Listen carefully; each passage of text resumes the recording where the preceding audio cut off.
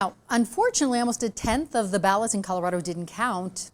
People's candidates pulled out of the race, so their votes are no longer relevant. And that's causing some to wonder if the state should move to a different voting system.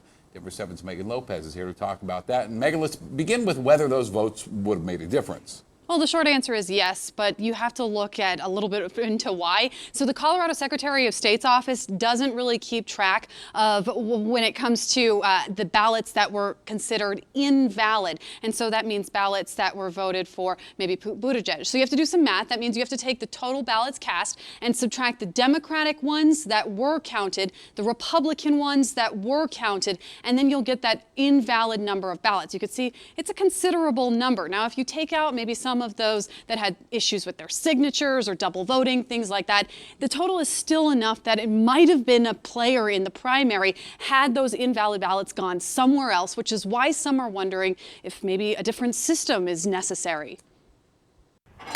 With the final ballots cast and results already announced, Colorado's first presidential primary in 20 years is in the history books. I think it was hugely successful. But here's the thing about democracies. They're always evolving. This was definitely our first run through, and it's important to highlight what worked and what didn't work. House Majority Leader Alec Garnett has gotten a lot of calls from people who weren't happy that they couldn't re-vote after their candidate withdrew from the race. And it was very hard for me as a state representative to say, actually the law says you have no options, and it just is what it is. So he's looking at ways to fix that. One option? Voters could go and pull a provisional ballot and cast a provisional ballot if one of their candidates had dropped out. But that could cause major headaches in county clerks' offices to replace ballots, as well as additional costs. So some want a second option. So ranked choice voting is a method of counting ballots where everyone ranks their ballots first choice, second choice, third choice. Put simply, if a candidate doesn't get enough votes, the ballots cast for them would go to the voters' second choice and so on until there's a clear winner. Supporters say this gives voters more options. They like knowing that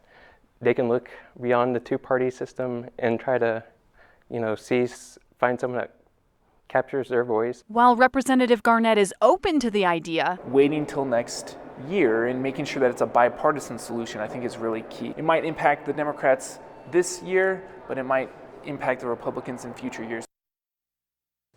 So states like Maine and cities here in Colorado like Aspen and Telluride have already moved to this ranked voter system. Also, Basalt is going to be testing it for the first time in its mayoral race. That's coming up on April 7th. I'm live. Megan Lopez, Denver.